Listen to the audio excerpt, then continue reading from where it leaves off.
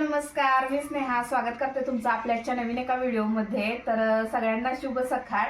तर आजची माझी लगबग चालू आहे। आज आमच्या इथं ओढ्यावरची आंबील यात्रा आहे। तर त्याचा नैवेद्य वगैरे आता भरायचा आहे। तर नैवेद्यासाठी काय काय आहे आणि आंबील यात्रेचं काय महत्त्व आहे हे पुढे तुम्हाला मी व्हिडिओमध्ये सांगणारच आहे। त्यामुळे व्हिडिओ स्किप न करता नक्की पूर्ण बघा, कंटिन्यू, आणि आवडल्यास लाईक शेअर, चॅनलला कोणी नवीन असाल तर सबस्क्राईब करा। तर इथं बघू शकता माझा नैवेद्य सगळा रेडी झालेला आहे। त्याच्यासाठी लागणारं जे काय आहे सगळा स्वयंपाक मी इथे घेतलेला आहे। तर आता मी नैवेद्य भरते। तर नैवेद्यासाठी ना ज्वारीची भाकरी, मेथीची भाजी आहे, थापट वडी बनवलेली आहे, त्यानंतर वरण वांग, गाजर, केळ, दही भात असतो, आंबील केलेली आहे आणि कांद्याची पात आणि इथं भात आहे। त्यानंतर मी तुम्हाला दाखवते, व्हिडिओ स्किप न करता कंटिन्यू बघा। तर मंडळी, आंबील यात्रेचे थोडक्यात मी वैशिष्ट्य तुम्हाला सांगते। तर याच्या पाठीमागची कहाणी अशी आहे की कोल्हापुरातील ओढ्यावरील श्री रेणुका देवीची आंबील यात्रा मोठ्या उत्साहात आणि पारंपरिक पद्धतीने साजरी केली जाते।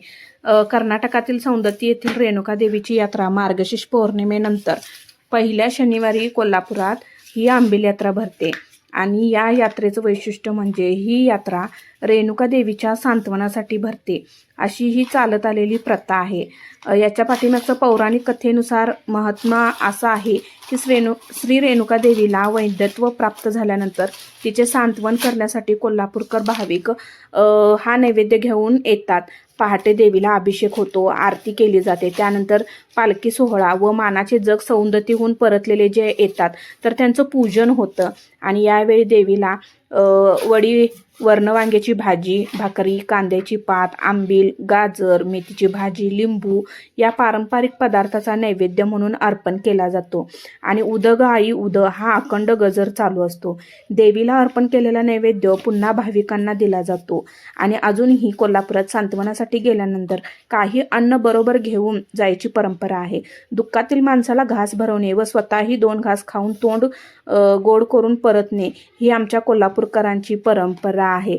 आणि म्हणूनच दुपारी 2:30च्या सुमारास देवीची आरती केली जाते, त्यानंतर मंदिराभोवती पालखी सोहळा होतो आणि अनेक कोल्हापूरकर यात्रेच्या निमित्ताने येथे हजेरी लावतात आणि संपूर्ण फॅमिलीसोबत हा जो काही आंबील यात्रेचा उत्सव आहे तो एकत्रित साजरा केला जातो। तर असं काहीसं वैशिष्ट्य आहे या आंबील यात्रेचं।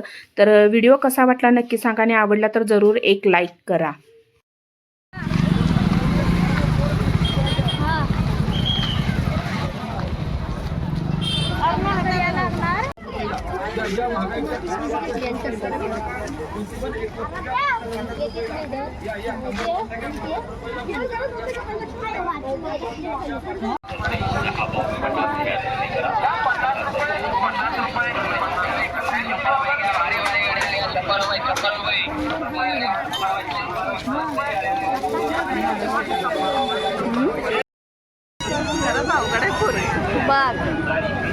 फायनली आम्ही कोपऱ्याला आलोय। मागं केवढी मोठी लाईन आहे, ह्याच्या मागं फार कोपऱ्यापर्यंत गेली, गर्दी भरपूर आहे। होय।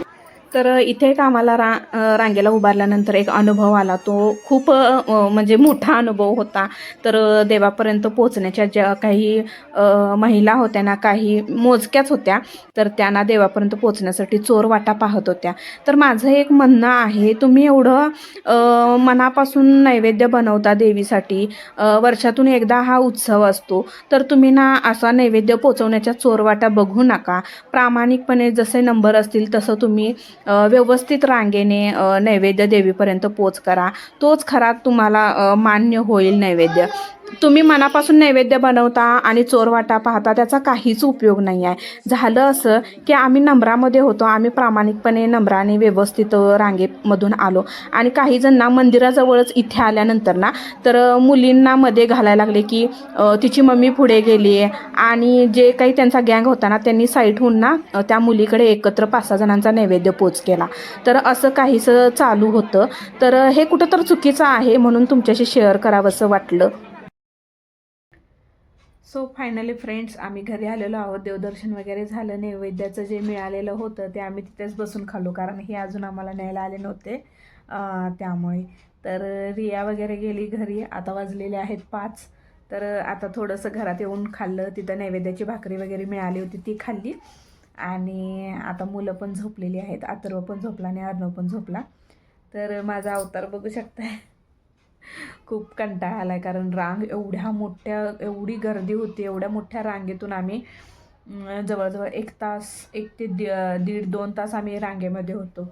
आणि त्यानंतर फायनल कुठं नंबर आला. डोळे भरून दर्शन घेतलं आणि नैवेद्य घेऊन आम्ही तिथून बाहेर पडलो. तर आता आलेलो आहोत घरी. तर कसा वाटला व्हिडिओ नक्की सांगा. आवडल्यास लाईक शेअर सबस्क्राईब करा चॅनलला. तर चला आता व्हिडिओचा एंड करते. सगळ्यांना बाय बाय.